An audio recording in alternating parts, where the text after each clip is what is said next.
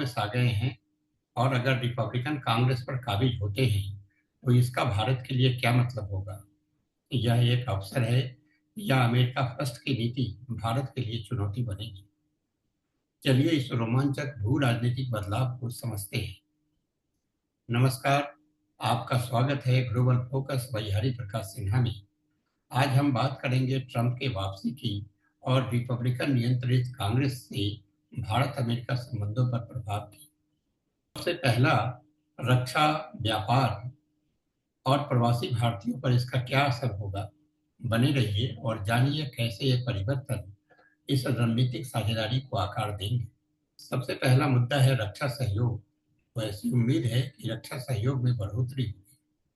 Trump के पहले कार्यकाल में भारत अमेरिका ने कॉम कासा और बीका जैसे समझौते से अपने संबंध मजबूत किए थे।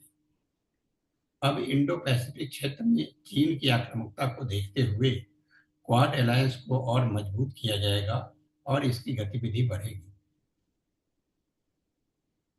ट्रंप के पहले कार्यकाल में भारत ने $15 बिलियन के अमेरिकी हथियार खरीदे थे और ट्रंप 2.0 में यह आंकड़ा और बढ़ सकता है। फिर हम लोग आते हैं व्यापार संबंध में। तो व्यापार संबंध में सुधार होंगे या यहाँ पे तनाव बनेगा? तो ऐसा देखा गया है कि अमेरिका और भारत का जो व्यापार संबंध है वो हमेशा ही उतराव चढ़ाव भरा रहा है। ट्रंप की जो अमेरिका फर्स्ट नीति है उसके तहत भारत को जो जीएसपी व्यापार लाभ दिए गए थे उसको हटा दिया गया था, जिससे 6.3 बिलियन का निर्यात प्रभावित हुआ था।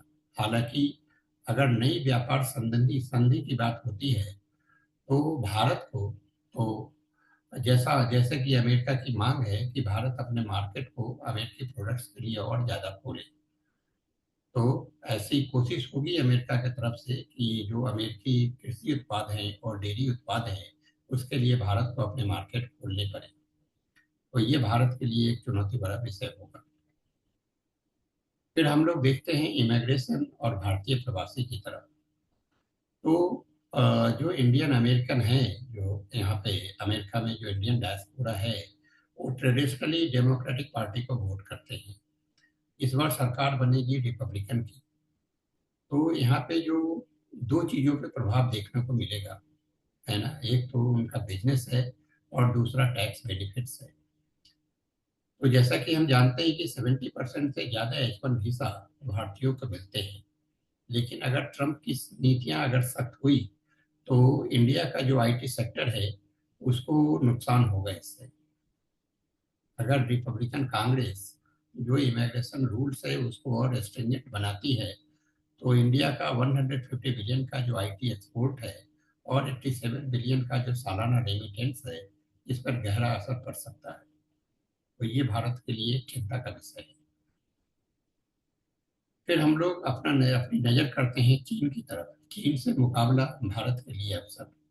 तो अगर कोई एरिया है जहां इंडिया और अमेरिका का जो इंटरेस्ट है वो पूरी तरह मैच करता है तो वो चीन का इन्फ्लुएंस है जो इंडो पैसिफिक में। तो चीन से मुकाबला जो है इसके लिए ट्रम्प 2.0 हमेशा ही भारत के साथ रहेगा। तो ट्रम्प 2.0 चीनी जो उत्पाद हैं उस पर टैक्स लगाएंगे और उनके जो तकनीकी प्रतिबंध है इसके कारण भारतीय का जो मैन्युफैक्चरिंग है उसको फायदा हो सकता है, क्योंकि Trump China plus one strategy को फॉलो करते हैं। तो इंडो पैसिफिक के लिए बड़ी अमेरिकी फंडिंग और नई साझेदारियों का रास्ता जो है वो खुल सकता है। और अब हम अपना रुख करते हैं ऊर्जा और जलवायु सहयोग। तो यहाँ पे मिक्स सिग्नल मिलते हैं। ऊर्जा सहयोग के मामले में संबंध मजबूत हो सकते हैं।